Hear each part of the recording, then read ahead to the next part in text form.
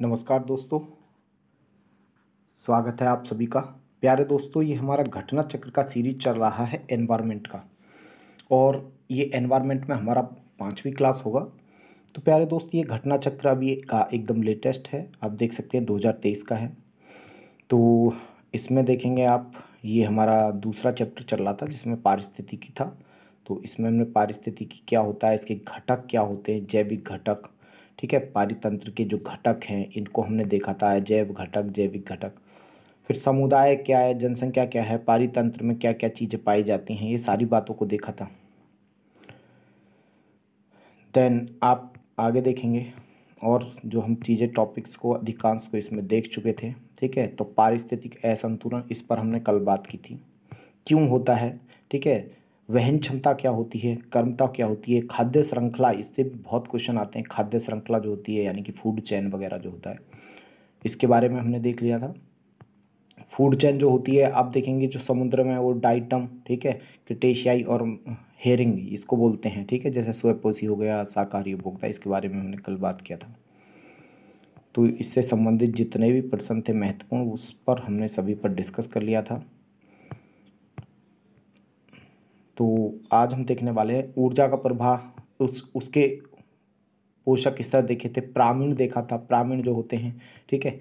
जैव भार का प्रामीण मैंने बताया उल्टा कहाँ पर होता है, तो तालाब, यानी कि जो तालाब हो गया या फिर जो समुद्र हो गया, यानी कि जलीय पारितंत्र में होता है, ठीक है। इसके बाद हमने जैव आवर्धन बताया था, ठीक है। तो जैव आवर्धन से भी कई बार मैंने बताया, हर बार यहाँ से क्वेश्चन पूछा जाता है। अब जो अगला टॉपिक है ना, वो ये है, यहाँ पर देखेंगे जैव भू रासायनिक चक्र, और आप देखेंगे जैविक अनुक्रमण, आखिर ये क्या है, सक्सेसर जिसे बोलते हैं, ठीक है। तो दोनों को आप देख लीजिए, ये बड़ा ही महत्वपूर्ण, यहाँ पे भी, यहाँ से भी क्वेश्चन आते हैं। पहले इसको देखेंगे, जैव भू रासायनिक चक्र क्या है, तो लिखेंगे ये यहाँ पर देखो क्या है, पढ़ लीजिए।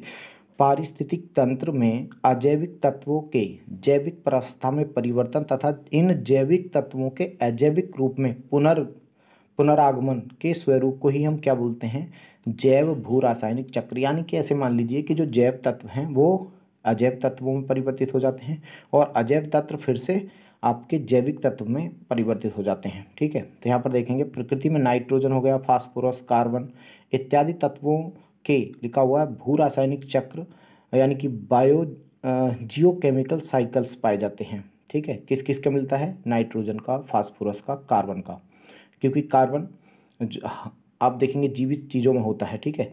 तो ये आपका फिर से क्या हो जाता है, कार्बन, इसका मैंने बताया था कि इसका क्या मिलता है आपका, जैसे जल का चक्र होता है, जल चक्र, तो कार्बन का भी क्या होता है, चक्र होता है, रिसाइकल होता है। जैव भू रासायनिक चक्र में देखेंगे दिखाया हुआ है यहाँ पर किस प्रकार होता है, दो प्रकार का होता है। एक तो होता है गैसीय चक्र, ठीक है, गैसियस सर्कल, उदाहरण है जैसे O2 हो गया, N2 हो गया, ये चक्र हो गया ना। उसके बाद अवसादीय जो सेडिमेंट्री सर्कल है, उसमें क्या आता है, कैल्शियम हो गया, ठीक है, CaP, ठीक है, पोटेशियम में भी फास्फोरस हो गया, ये सारे K हो गया, ये चक्र इनका होता है। तो ये इसके प्रकार हो जाएंगे। अब यहाँ पर कई बार ये क्वेश्चन पूछ लिया जाता है कि भाई जो जल चक्र है उसको किसने दिया था, तो जल चक्र को ओडम ने, ठीक है, क्या कहा था, गैसीय चक्र में सम्मिलित किया था। यानी कि जो जल चक्र है वो क्या है, एक प्रकार का गैसीय चक्र ही है। इसको आप आगे पढ़िएगा, लिखा हुआ है भौतिक वातावरण में किसी समुदाय का समय के साथ स्थानांतरण ही पारिस्थितिक अनुक्रमण है। ये इंपॉर्टेंट है। इसका मतलब देखो एक्चुअली क्या होता है ना, बहुत लंबे समय पे आप देखेंगे कि मान लीजिए ये एक क्षेत्र है पृथ्वी पर, ये एक क्षेत्र है मान लीजिए कि यहाँ पर, ठीक है। तो एक लंबे समय बाद क्या होता है कि यहाँ पर जो वनस्पति है ना, ये क्या हो जाती हैं, यहाँ से समाप्त हो जाती हैं, और उसके बाद नई फिर से वनस्पति आती है। जैसे मान लो एक एग्जाम्पल मैं आपको बताता हूँ कि अभी आपने सुना होगा कि भाई जंगलों में आग लग जाना, ठीक है, अमेजन के जंगलों में आग लगा, तो जंगलों में जहाँ पर आग लगी तो वहाँ पर बिल्कुल वो क्या हो गया, सारी की प्रजाति जो भी पेड़ पौधे थे जो भी थे वो क्या हो गए, नष्ट हो गए। अब नई जो प्रजाति होंगी वहाँ पर पहले कौन आएगा, फिर कौन आएगा, यानी जो पुरानी प्रजातियाँ थी, पुराने जो जीव थे वहाँ पर, उनकी जगह फिर से नए जो अनुक्रमण हुआ, यानी कि जो पारिस्थितिकी का विकास हुआ, उसी को क्या बोलते हैं, पारिस्थितिक अनुक्रमण, ठीक है।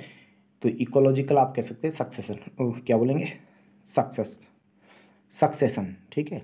अनुक्रमण मतलब होता है सक्सेशन। तो खैर इसको देखेंगे, एग्जाम्पल के लिए दिया हुआ है उदाहरण घास स्थलों में वर्षा, ठीक है, यहाँ पर लिखा हुआ घास स्थलों में घास वर्षा के अधिकतर जल को पौधों की जड़ों तक पहुँचने से पूर्व ही अवशोषित कर लेती है। एक्चुअली क्या होता है, जो घास स्थल है ना वहाँ पर क्या होता है, वर्षा का अधिकांश जल को पौधों की जड़ तक पहुँचने से पहले ही क्या कर लेती हैं, वो अवशोषित कर लेती हैं। साथ ही आग लगने, ठीक है, आग लगने इत्यादि के कारण भी क्या होता है, घास स्थलों की भूमि क्या हो जाती है, पथरीली और बंजर हो जाती है। अब ये जब बंजर हो जाएगी तो ये बताइए, ऐसी जो बंजर, बिल्कुल बंजर भूमि है जिस पर कुछ नहीं हो पाएगा, इसको तो बोलते हैं बंजर। ऐसी बंजर भूमि पर फिर से जब वो लाइकेन वगैरह, फिर से लाइकेन जो होते हैं वो उनके लिए उन लाइकेन के उगने के लिए क्या होती है, एक आदर्श परिस्थिति होती है।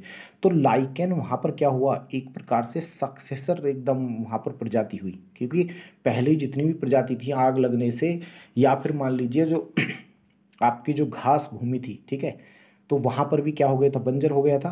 तो उस स्थान पर जो नई प्रजाति आई है तो उसको क्या बोलेंगे, सक्सेसर। ठीक है, मैंने बताया ये अनुक्रमण हो जाएगा। लिखा हुआ है एफ, अगला देखेंगे, इसका कई बार क्रोनोलॉजी भी पूछा हुआ है।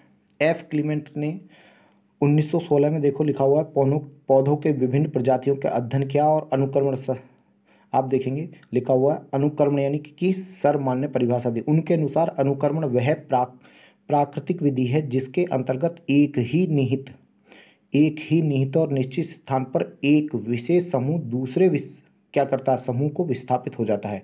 यानी कि मान लीजिए इस क्षेत्र में पहले कोई और है, इनको क्या कर दिया, इसी क्षेत्र में किसी दूसरी प्रजाति ने क्या कर दिया है, यहाँ से हटा दिया है, ठीक है, तो ये आपको विस्थापित कर दिया है।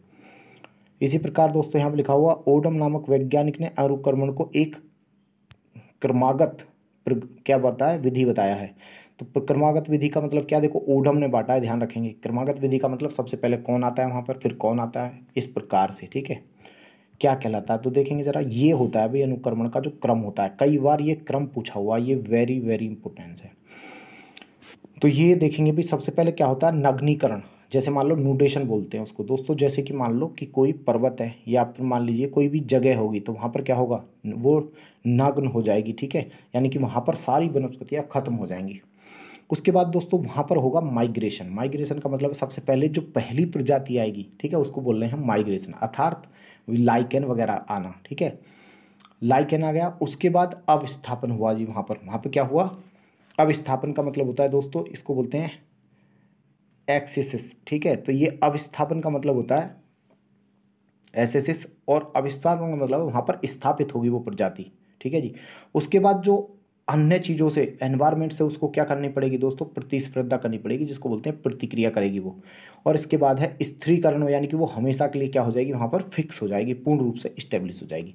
तो इसके क्रम पूछ लिया जाता है कई बार कि कौन कौन सा है, तो ये आपको याद रखना, पहला हो जाएगा ये, ठीक है, निम्नीकरण, प्रवासन दूसरा हो जाएगा, अविस्थापन तीसरा, चौथा प्रक्रिया यानी कि मैंने बताया प्रतिस्पर्धा करना पड़ेगा, पांचवा लास्ट रूप से, वो अंतिम रूप से वहीं पर स्थापित हो जाएगी। पारिस्थितिक अनुक्रमण अगर हम बात करें तो बोल रहा है कि भाई इस शब्द का जो है पहली बार जो है ये अवधारणा किसने दी थी, जॉन डब्ल्यू लिखा हुआ बेनेट ने दी थी, ठीक है, और कब दिया था, 1976 में दिया था। एक पुस्तक थी उनकी, द इकोलॉजिकल ट्रांजिशन, ठीक है, culture anthropology and human adaptation, ठीक है, इस बुक में दिया था, याद रखना है। अच्छा यहाँ पर लिखा हुआ है समुदाय, यहाँ पर आप इसको देखिए, एक पॉइंट नोट करके लिखा हुआ है समुदायों का पूर्ण क्रम, जो क्रम से एक निश्चित स्थान पर बदलता है उसे क्या कहते हैं, तो दोस्तों उसको बोलते हैं सीयर, ये भी याद रखना है। खैर हम एक एक करके देख लेते हैं, अब इससे जुड़े हुए जितने भी प्रश्न हैं, ठीक है, जो कि एग्जाम में आपके आए हैं, वो सारे प्रश्न देख लेते हैं। पहला प्रश्न है पारिस्थितिक तंत्र में तत्वों के चक्रण को क्या बोलते हैं। भाई जो तत्वों का चक्रण है, तत्व मतलब जैसे कैल्शियम हो गया, मैंने बताया ये सारे के सारे क्या तत्व है, तो दोस्तों उसको बोलते हैं जैव भू रासायनिक चक्र।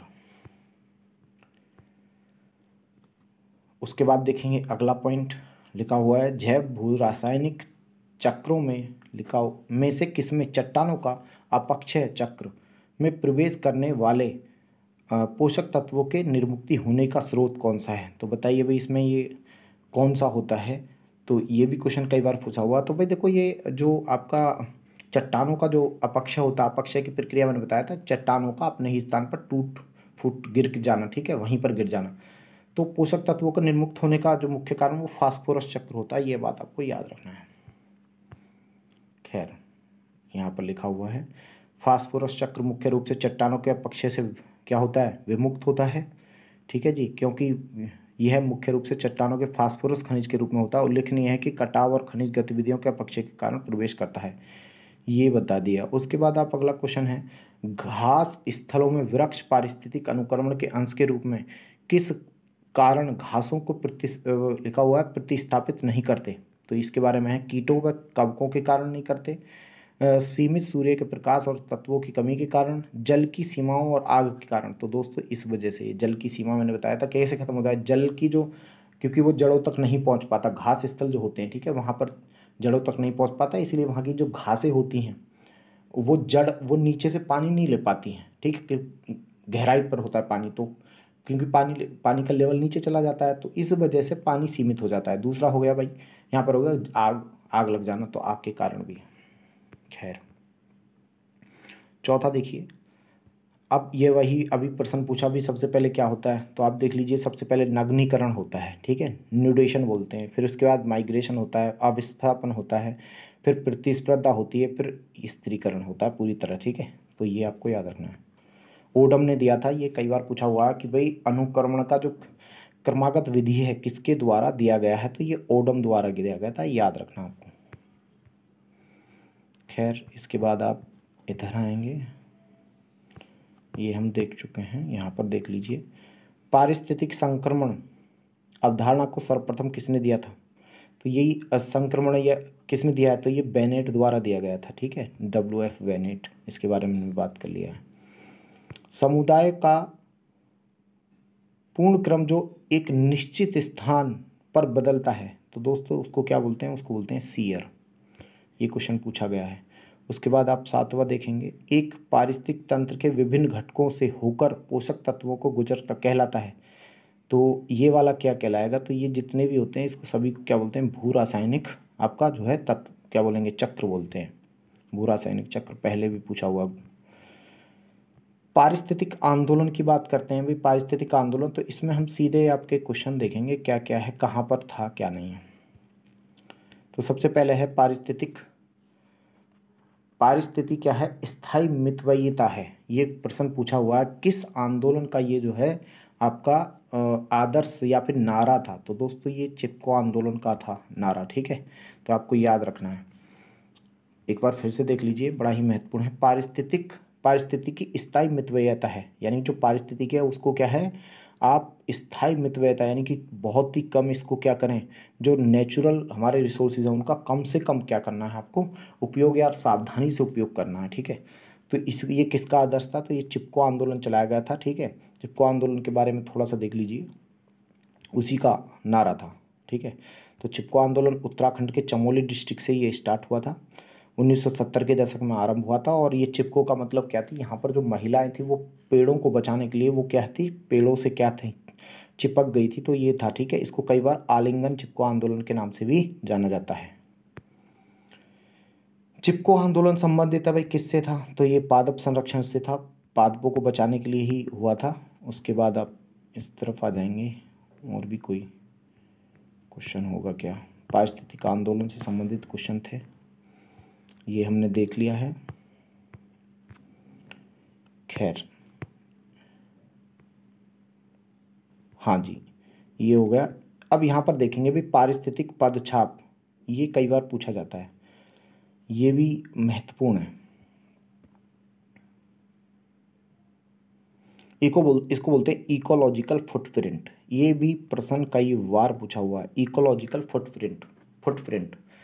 इसका मतलब ये हुआ कि देखो भाई, इसको एक इमेज के माध्यम से समझाया गया, फिर उसको हम पढ़ लेंगे, तो थोड़ा पहले एक इमेज को समझो। ये देखो, एक इसका मतलब ये हुआ कि एक व्यक्ति, फुटप्रिंट का मतलब क्या हुआ, एक व्यक्ति जो है वो अपने जीवन में जितने भी रिसोर्सेज का यूज़ करता है और उससे जो कार्बन का उत्सर्जन करता है, वही उसका क्या कहलाता है, इकोलॉजिकल, आप कह सकते हो उसको इकोलॉजिकल आपका फुटप्रिंट हो जाएगा, यह इकोलॉजी।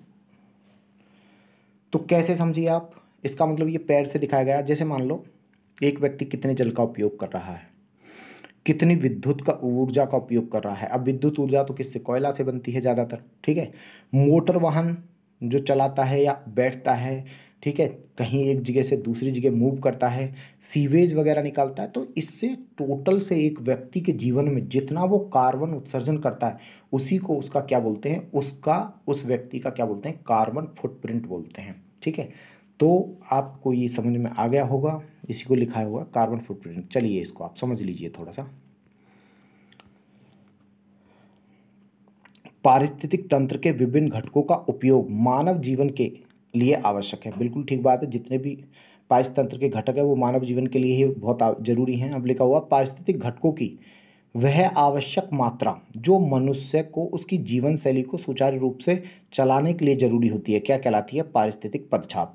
यानी कि एक मानव का जीवन सुचारू रूप से, जीवन शैली अच्छे से चल सके, ठीक है, तो जिन जिन घटकों का वो उपयोग करेगा वही क्या कहलाएगा, पारिस्थितिक पदचाप। इसके अंतर्गत मनुष्य के कार्बन उत्सर्जन का भी माप किया जाता है, यानी कार्बन उत्सर्जन की माप। तो एक व्यक्ति पूरे जीवन में कितना कार्बन का उत्सर्जन कर रहा है, कितने भी मतलब जो भी संसाधन वो यूज कर रहा है उसके माध्यम से देखेंगे। लिखा हुआ है अविवेकशील जीवन शैली जिसमें पारिस्थितिक तंत्रों के घटक जैसे जल हो गया, ऊर्जा इत्यादि का आवश्यकता से अधिक दोहन किया जाता है। तो इससे क्या होगा, जो पदछाप का आकार बढ़ जाएगा। अगर मान लो हमारी जो जीवन शैली है वो क्या हो, अविवेकशील हो। जैसे मान लीजिए आप खुला आप देखेंगे कि गांव के एरिया में अभी वर्तमान में आप देखेंगे जो समरसेबल्स होते हैं उनका खुला छोड़ देते हैं, ठीक है, जबकि पानी जो है वो बहुत ही सीमित है। तो ये क्या है, एक प्रकार से अविवेकशील जीवन शैली है, ठीक है। इसी प्रकार कई बार आप देखेंगे कि बल्ब जलते रहते हैं बस ऐसे ही, ठीक है। तो आप जब वहाँ पर कोई नहीं है और अंधेरा नहीं हो रहा है तो आप उसको दिन में बंद कर दीजिए। तो ये अविवेक जीवन शैली से क्या होता है, इससे क्या होगा, आपका जो पारिस्थितिक पदछाप है उसका आकार बढ़ जाएगा, ठीक है। तो इसीलिए क्या होना चाहिए, इसका जो आकार है वो सीमित होना चाहिए। लिखा हुआ है आधुनिक युग में प्रति व्यक्ति कार्बन उत्सर्जन की मात्रा बढ़ रही है, नॉर्मल सी बात है। इसमें मुख्यतः ग्रीन हाउस गैसों की मात्रा में बढ़ोतरी हो रही है, ठीक है। तो ये पूरा का पूरा इसने समझाया है किस तरीका से।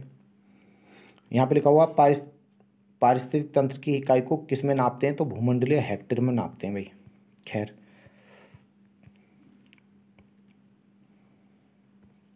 और चीज़ों को देखेंगे, यहाँ पर और भी चीज़ें हैं जो कि समझ लेना चाहिए।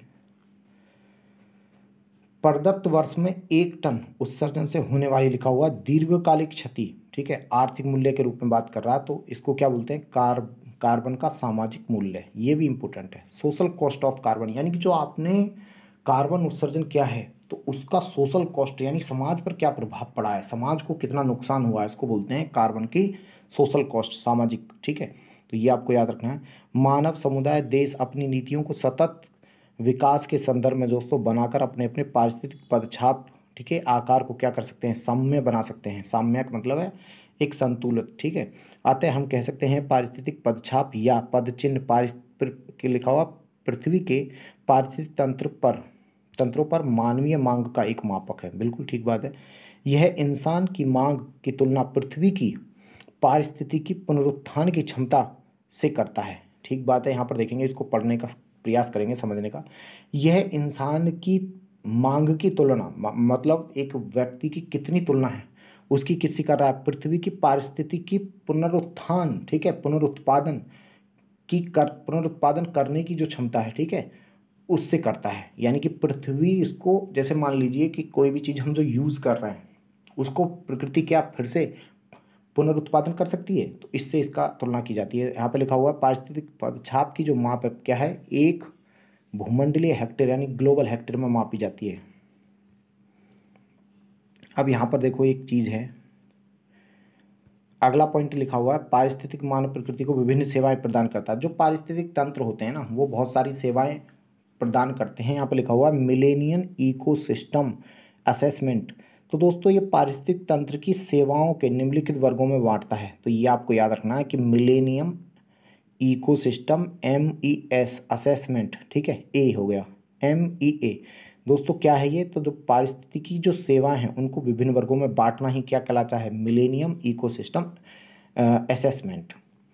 लिखा हुआ है इसमें पोषण चक्र और क्या आते हैं दोस्तों, फसल परागण समर्थन सेवाएं भी शामिल की गई हैं। तो कई बार पूछ देता है ये कौन सी सेवाएं हैं। पारिस्थितिक विभिन्न, हमें जो पारिस्थितिक तंत्र होता है, जैसे मान लीजिए तालाब अपने आप में एक पारिस्थितिक तंत्र है, ठीक है, घास स्थल अपने आप में एक पारिस्थितिक तंत्र है। तो ये सारे हमको बहुत सारी सेवाएं प्रदान करते हैं। तो देखेंगे कौन कौन सी सेवाएं हैं होती हैं। तो दोस्तों यहाँ पर देखेंगे पारिस्थितिक तंत्र की सेवाएं। आप देखिए इसको यहीं पर पढ़ लेंगे, कई बार ये पूछ देगा, ये एग्जाम्पल देगा ये किस प्रकार की सेवाएं हैं। तो देखो सबसे पहले होता है दोस्तों प्रोविजनल सर्विसेज प्रोवाइड कराता है। प्रोविजनल सर्विस में क्या क्या आती हैं, जैसे खाद्यान्न हो गया, हमें जल, ये चीज़ हमें मिल रहा है, जैसे फूड हो गया, ठीक है, और आपका जल, तो ये इसका उत्पादन जो हो रहा है ये क्या प्रोविजनल सर्विसेज है। उसके बाद है नियंत्रण सेवाएं, यानी कि रेगुलेटरी सर्विसेज, जो आपका पारितंत्र है वो रेगुलेट भी करता है किसी चीज़ को। जैसे इसमें क्या आता है, जैसे रोगों को नियंत्रित करता है। तो दोस्तों क्या आ गया, रोग नियंत्रण हो गया। जलवायु को नियंत्रित करना क्या है, नियंत्रित सेवाएं। उसके बाद आती हैं तीसरे नंबर पर समर्थ सेवाएं। ये मेंस में भी बहुत इंपॉर्टेंट है, मेंस के लिए। समर्थ सेवाओं को बोलते हैं सपोर्टिंग सर्विसेज। तो देखो पोषण चक्र जो होता है ये, और फसल परागण, ये दोनों ही, ये सबसे ज़्यादा इंपॉर्टेंट है। तो पूछा गया है समर्थन सेवाएं कौन सी होती हैं, जो पोषण चक्र होता है दोस्तों, और फसल परागण, तो ये इसके अंतर्गत आता है। उसके बाद है सांस्कृतिक सेवाएं। कुछ सांस्कृतिक सेवाएं भी होती हैं, जैसे मान लो आप किसी पारितंत्र में तालाब में देखेंगे, वहाँ पर पूजा भी की जाती है, आध्यात्मिक शिक्षा, ठीक है, शैक्षणिक मनोरंजन के लिए भी यूज़ किया जाता है। तो ये आपको याद रखना। उसके बाद अभी संरक्षण सेवाएं, ये हमें बहुत सारे प्रोटेक्शन क्या होता है, संरक्षण सेवाएं प्रोवाइड कराता है, जैसे मान लो जैव विविधता का अनुरक्षण करना। अब ये सारे वही क्वेश्चन हैं, चलिए प्रश्न देख लेते हैं। पारिस्थितिक पदछाप की जो माप की इकाई क्या है, तो बताइए भूमंडलीय हेक्टेयर में मापा जाता है, पहला हो गया। उसके बाद आप देखेंगे यहाँ पर एक मनुष्य, एक प्रश्न पूछा गया है, एक मनुष्य के जीवन को पूर्ण रूप से धारणीय करने के लिए आवश्यक न्यूनतम भूमि को क्या कहते हैं। तो प्यारे दोस्त वो क्या कहलाता है, पारिस्थितिक पदछाप कहलाता है। इसके बारे में हमने बात किया था। आप कॉन्सेप्ट एक बार समझ जाइए, फिर आसानी से प्रश्न हो जाएंगे। ये किस चीज़ का सर्वोत्तम वर्णन है, हाँ जी यहाँ पर देखेंगे थोड़ा लिखा हुआ है, कार्बन के सामाजिक मूल्य, ठीक है, जो पद है इसका सर्वोच्च वर्णन क्या है, आर्थिक मूल्य के रूप में बताना है। तो दोस्तों क्या है इसका देखेंगे, प्रदत्त वर्ष में 1 टन CO2 उत्सर्जन से होने वाले दीर्घकालिक क्षति, ठीक है। तो क्या ये होगा, या फिर आगे और भी पढ़ लेंगे क्या क्या हो सकते हैं। अगला लिखा हुआ, किसी देश की जीवाश्म ईंधनों की आवश्यकता जिन्हें जलाकर अपने देश का, ये तो वाला तो नहीं है, ये तो बिल्कुल गलत है, ठीक है। तो आप आगे देखेंगे क्या होगा। तो यही इसका जो है ना, ये ए इसका क्या हो जाएगा, आंसर हो जाएगा, क्योंकि हमने अभी पढ़ा था सामाजिक मूल्य का मतलब क्या है भाई, ठीक है। कार्बन का सामाजिक मूल्य है कि जो आपका CO2 जो निकला है 1 टन, ठीक है, उससे दीर्घकाल में कौन कौन सी क्या होंगी, हानि होंगी, क्षति होगी एनवायरनमेंट को। फिर से आ गया अभी मिलेनियम इकोसिस्टम, ये देखेंगे आप, मिलेनियम इकोसिस्टम असेसमेंट पारिस्थितिक तंत्र की सेवाओं को निम्नलिखित प्रमुख वर्गों में बांटता है, व्यवस्था, समर्थन, संरक्षण, ठीक है। आप देखेंगे सांस्कृतिक, निम्नलिखित में से कौन सी समर्थन सेवाएं हैं। मैं बता रहा था अभी आपको थोड़ी देर पहले ही कि भाई ये बहुत ही इंपॉर्टेंट है। तो समर्थन सेवाएं में दोस्तों कौन से आते हैं, पोषण चक्र और फसल परागण इसके अंतर्गत आता है। और देखेंगे इस तरफ पारिस्थितिक तंत्र को देख लेंगे हम आगे। बस एक इस पॉइंट को समझिएगा, ये क्या है, जैसे मान लो एक ये तो हो गया भाई आपका, ये तालाब है, ऐसे समझो आप, ये तालाब है, और ये मान लीजिए कि एक जल वाला, ये तो हो गया भाई आपका तालाब या समुद्र, इसको आप समुद्र मानिए, और इसके ये स्थल हो गया, स्थल, ठीक है, स्थल भाग, ये समुद्री भाग। दोस्तों जो कुछ ऐसा एरिया होगा जिसमें जल भी होगा और आपका ये एक प्रकार का दलदली क्षेत्र सा होगा। तो मैं कह रहा हूँ दो समुदाय जो होते हैं, जैसे मान लो ये घास स्थल हो गया, ये जंगल हो गया, इन दोनों के बीच का क्षेत्र, इसका मतलब ये हुआ कि यहाँ पर घास भी मिलेगी। जैसे मान लो इसको आप, अगर मैं कह रहा हूँ कि ये घास है और ये जंगल है, यहाँ पर बड़े बड़े वन होंगे, तो यहाँ पर जो इस बीच के क्षेत्र को बोलते हैं इकोटोन। कई बार पूछा जाता है दो समुदायों के बीच या दो पारिस्थितिक तंत्रों के बीच का क्षेत्र क्या कहलाता है, तो इकोटोन कहलाता है। अब इकोटोन की खास बात क्या है कि यहाँ पर घास भी मिलेगी, क्योंकि ये घास स्थल था इस तरफ, बी में। और इस तरफ बड़े बड़े जंगल थे। तो दोस्तों यहाँ पर बड़े बड़े जंगल और घास उनका मिश्रण होगा, दोनों चीज़ें मिलेंगी, इसको क्या बोलते हैं, इकोटोन। खैर, इससे जुड़े हुए आप सारे के सारे इसको थोड़े से आप यहाँ पर देखेंगे। सर्वाधिक स्थायी पारितंत्र कौन सा है प्यारे दोस्त, तो ये कई बार पूछता है, स्थायी महासागर है। पारिस्थितिक तंत्र इको शब्द जो आपका सिस्टम शब्द है, A.G. टॉन्सले ने 1935 में इसका यूज़ किया था। यहाँ पे पारितंत्रों की घटती जो उत्पादकता है, सबसे ज़्यादा जो पारितंत्र यानी कि इसका मतलब है जो उत्पादन करता है, ठीक है, कोई भी मतलब आपका जो पारितंत्र है, मान लीजिए घास स्थल है, वो कितनी ऊर्जा का उत्पादन करता है, उसका घटता क्रम। तो सबसे ज़्यादा दोस्तों मैग्रो करते हैं, ध्यान रखना है। उसके बाद घास स्थल सबसे ज़्यादा ऊर्जा का उत्पादन, उसके बाद झील और महासागर सबसे कम करते हैं, ठीक है, ये याद आपको रखना है।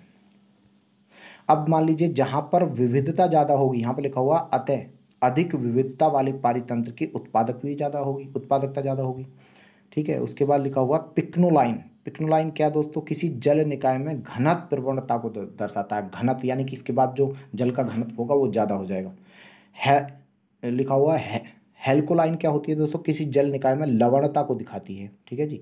थर्मोलाइन तो खैर थर्मो मतलब क्या है, तापमान को दिखाती है, तापमान परिवर्तन जल में। तो तीनों को याद रखना। अर्नीस्ट नेस ने दोस्तों सबसे पहले गहन पारिस्थितिक तंत्र का शब्द का यूज़ किया था। गहन यानी कि कब हुआ, डेंस बोल सकते हो आप एक प्रकार से। इकोलॉजी सिस्टम का वर्ड यूज़ किया था अर्नीस्ट नेस 1973। पारिस्थितिक निके क्या है, इसके बारे में भी देख लीजिए भाई, ये कई बार पूछा हुआ है। ये क्या है, पारिस्थितिक निके जो होता है, नीचे जिसे बोलते हैं, शब्द का शब्द पहली बार जो यूज़ किया था वो जोसेफ ग्रीनेल ने 1917 में किया था।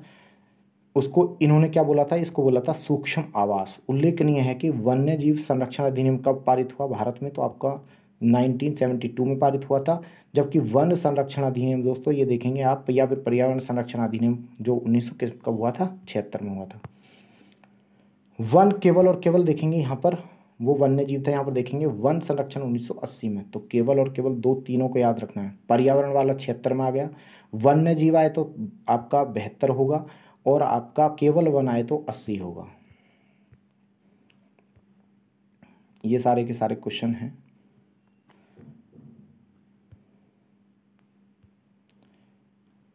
इसको और देख लीजिए, समुद्री उत्प्रवाह, इसको बोलते हैं भाई अपवेलिंग, ठीक है। समुद्री उत्प्रवाह एक ऐसी घटना है, इसको बोलते हैं अपवेलिंग, ठीक है, जिसमें वायु क्या करती है, वायु प्रवाह द्वारा समुद्र की सतह पर क्या होता है, विद्यमान जो गर्म पोषक रहित जो जल होता है, यानी कि जो सतह पर आपका होता है उसमें ना तो पोषण होते हैं और वो गर्म जल होता है, वो क्या करता है, सघन यानी कि जो डेंस होता है, ठंडे और पोषक तत्वों से परिपूर्ण जल को क्या कर देता है, स्थानांतरित कर देता है, ठीक है। अपवेलिंग बोलते हैं इसको, तो याद रखना है। उसके बाद है पारिस्थितिक संवेदनशील क्षेत्र क्या होते हैं, इको सेंसिटिव जोन क्या होते हैं। ये ऐसे क्षेत्र है जहाँ पर क्या होता है, जिन्हें पर्यावरण संरक्षण 1900 देखेंगे आप 86 के अंतर्गत घोषित किया जाता है। पारिस्थितिक संवेदी क्षेत्रों में क्या होता है, पर्यावरण और वन आप देखेंगे जलवायु परिवर्तन मंत्रालय द्वारा अधिसूचना किया जाता है, ध्यान रखना है।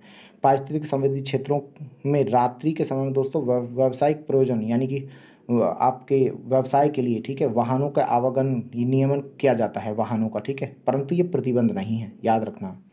उसके बाद लिखा हुआ कृषि को छोड़कर सभी मानवीय क्रियाएं क्या होती हैं, निषेध नहीं होती हैं। तो कृषि तो खैर यहाँ पर लिखा हुआ एक ये पॉइंट याद रखना है, यहाँ पर देखेंगे कृषि को छोड़कर सभी मानवीय गतिविधियों का निषेध नहीं होता, यानी कि सारी मानवीय गतिविधियां बैन नहीं है, कृषि बैन है, ठीक है, लिखा हुआ कुछ पर प्रतिबंध लगाया गया, कुछ को विनियमित किया जाता है। खैर, अब आप इसको आ जाइए, यहाँ पर देखेंगे किस वृक्ष को पारिस्थितिक तंत्र का मित्र नहीं माना जाता, दोस्तों यूकेलिप्टस। यूकेलिप्टस की खास बात यह है कि यूकेलिप्टस को आप नॉर्थ इंडिया में सफ़ेदा के नाम से जानते हैं। सफ़ेदा का पेड़ बहुत लंबा होता है दोस्तों, इसकी जड़ें बहुत नीचे तक जाती हैं, और ये जहाँ भी लगाया जाता है इसकी एक खास बात है कि वहाँ के आसपास की जो नरम क्या होते हैं, आपकी आर्द्रता होती है, पानी जो होता है उसको सोख लेता है, और सोख लेता है तो आसपास भी क्या होता है, आपके पेड़ पौधे या उग नहीं पाते। तो ये क्या है, पारिस्थितिक का शत्रु कहा जाता है, पारिस्थिति का। लिखा हुआ है यूकेलिप्टस अत्यधिक जल ग्रहण करता है, पर्यावरण का शत्रु घोषित किया गया है। जिस स्थान पर लगाया जाता है वहाँ की मट्टी जल स्तर क्या चला जाता है, नीचे चला जाता है। वही क्वेश्चन है भाई, क्या है, कौन सा है, लेकिन वृक्ष पर्यावरण के लिए खतरा है, तो ये तो यूकेलिप्टस हो गया। फिर से वही संकट सेम है यहाँ पर, ये ठीक है भाई। इसके देखेंगे लिखा हुआ है स्वच्छ जल समुदाय में लैंटिक आवास का उदाहरण क्या है, ठीक है। तो लैंटिक आवास, ये वाला क्वेश्चन जो है आपको आना चाहिए भाई, ठीक है। तो लैंटिक आवास में क्या आएंगे बताइए, तालाब, नदी, दलदल, ये सारे के सारे किस में आएंगे, लैंटिक आवास में ही आएंगे। फोर्थ, तो ये तालाब और दलदल क्या आएगा इसमें, लैंटिक आवास। दो प्रकार के होते हैं, लैंटिक और लोटिक। चलिए इसको देख लेते हैं। स्थिर जल के आवास जो होते हैं दोस्तों वो होते हैं लैंटिक आवास, स्थिर जल। क्योंकि देखो ये तालाब और इसमें क्या होता है, जैसे हो गया आर्द्र भूमि हो गया, तालाब, झील, जलाशय। लेकिन दोस्तों जो नदी और झरना ये क्या है, लोटिक आवास है। ये क्या होते हैं आपका लोटिक, इसका मतलब है गतिशील, लोटिक, ठीक है। तो ये आपको याद रखना है। दो प्रकार के लैंटिक और लोटिक बता दिया मैंने। देन इस तरफ आ जाइए,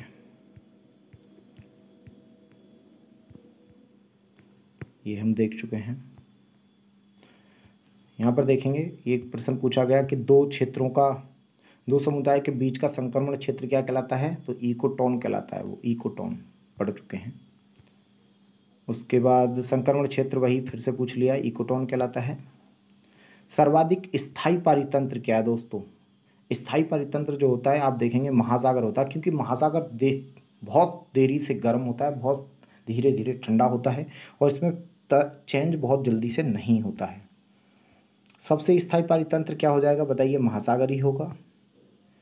पारितंत्र की घटती उत्पादकता बताइए, यानी कि सबसे ज़्यादा जो ऊर्जा उत्पादन करते हैं वो मैग्रो करते हैं प्यारे दोस्त। उसके बाद महासागर नहीं, ये तो इसका मतलब क्या हुआ, ये तो गलत है, क्योंकि इसके बाद महासागर नहीं है। मैग्रो के बाद दोस्तों घास स्थल आएंगे, फिर झील आएंगे, फिर महासागर। महासागर सबसे कम करते हैं। खैर, उसके बाद आप देखेंगे डीप, जो आप देखिए डीप पारितंत्र, यानी कि जो बोलते हैं गहन पारितंत्र, किसने दिया था ये सब का, सबसे पहले किसने यूज किया है, अर्नीस नेस ने। डी हो जाएगा इसका आंसर, अर्नीस नेस। तो ये बता चुके हैं। उसके बाद देखेंगे अगला, मोनोक्लाइमेक्स एक चरम सिद्धांत का प्रतिपादन क्या था। तो ये भी भाई आपको याद रखना। देखो यहाँ पर क्लाइमैक्स को आपको बस इसका याद रखना है, क्लीमेंट्स, ठीक है। तो ये क्या होगा, ई एफ क्लीमेंट्स। तो क्लाइमेट देखिए, वर्ड देख लीजिए और इसको आपको ये लगा देना है, ठीक है। तो ये हो जाएगा। उसके बाद आप देखेंगे अगला, पारिस्थितिक निके की संकल्पना किसने दी थी। तो भाई ये आपको बताया ग्रीनेल ने दी थी, ठीक है, जोसेफ ग्रीनेल। इसको मैं बता चुका हूँ, इसके बारे में 1917 में दिया था। ये क्वेश्चन यूपीएससी का है भाई, उत्तर प्रदेश पीसीएस में पूछा है, महत्वपूर्ण है। पारिस्थितिक निके के संदर्भ में बताइए भाई दोनों चीज़ें। चलिए यहाँ पर देख लेते हैं, पारिस्थितिक निके के संदर्भ में निम्नलिखित में से कौन सा कथन सही है या सही है, इसे प्रश्न पूछा है। तो देखेंगे जल्दी आप, 13वां प्रश्न ए दिया हुआ है।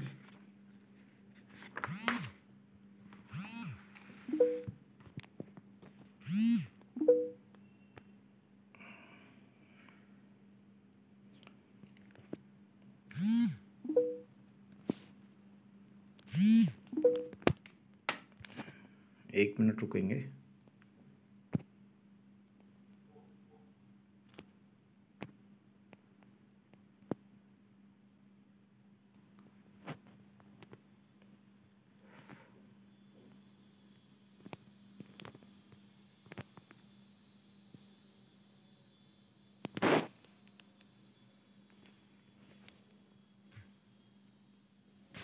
हाँ जी, 12वां क्वेश्चन हमने देखा था। तो 13वां क्वेश्चन देख रहे थे भी, पारिस्थितिक निके के बारे में बात कर रहे थे। खैर हम देख लेते हैं। लिखा हुआ यह उन स्थितियों की श्रेणी का प्रतिनिधित्व करता है जो संसाधनों के उपयोग और पारिस्थितिक तंत्र में उसकी कार्यात्मक भूमिका को सहन कर सकती है।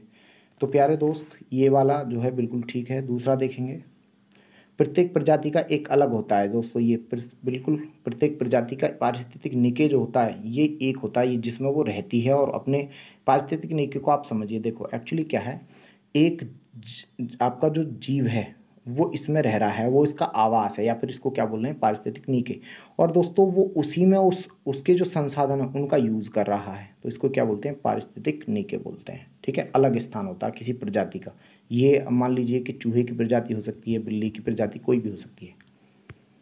तो इसमें आंसर जो हो जाएगा वो क्या हो जाएगा आपका, ए हो जाएगा। उसके बाद देखेंगे अगला,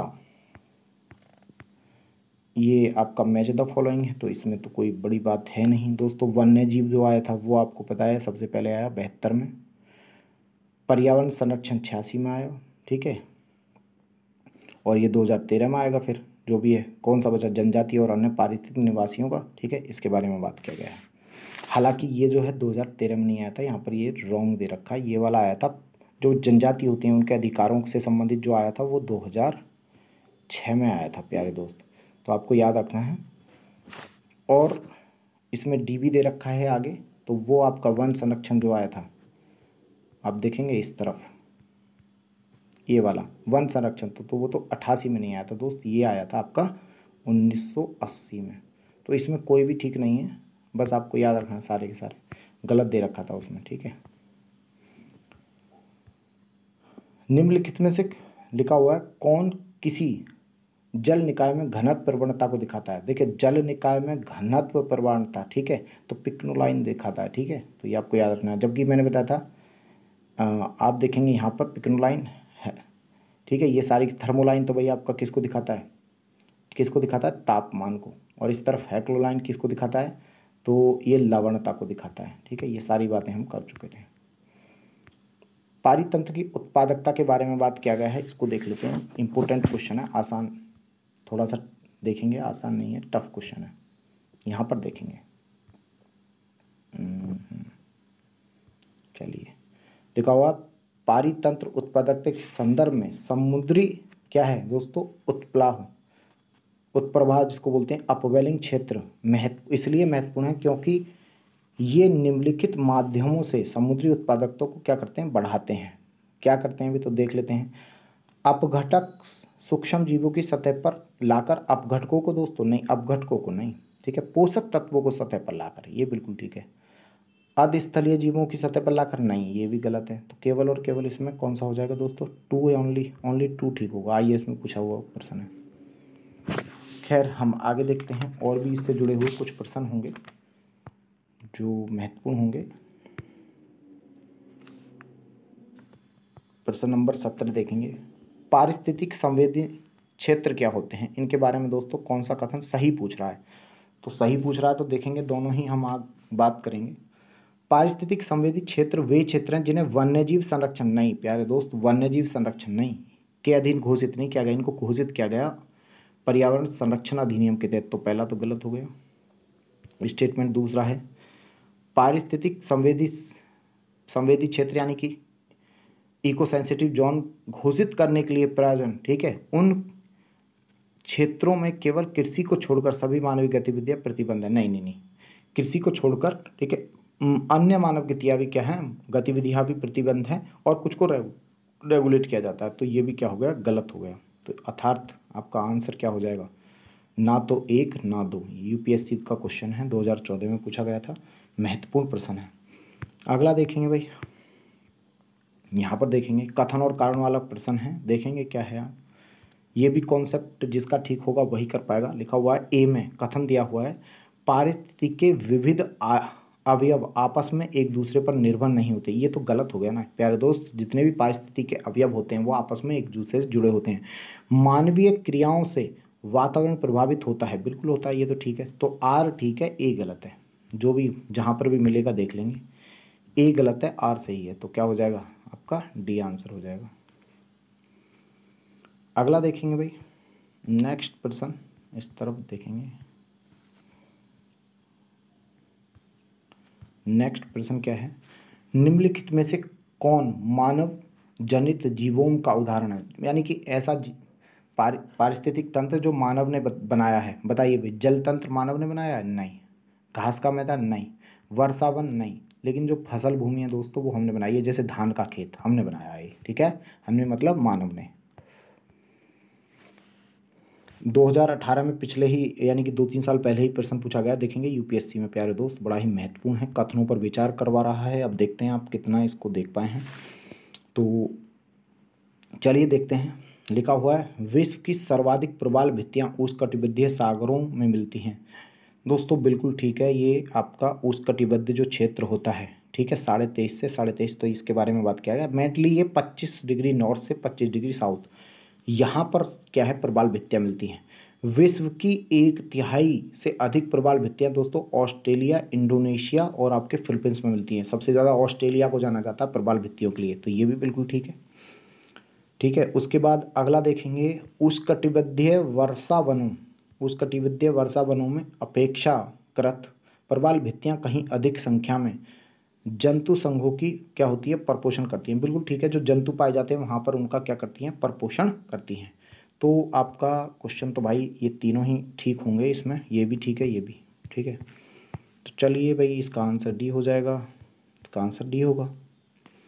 तो इस प्रकार हमने ये चैप्टर कंप्लीट किया मेरे प्यारे दोस्तों। तो हमने ये पूरा का पूरा चैप्टर देख लिया है, ठीक है।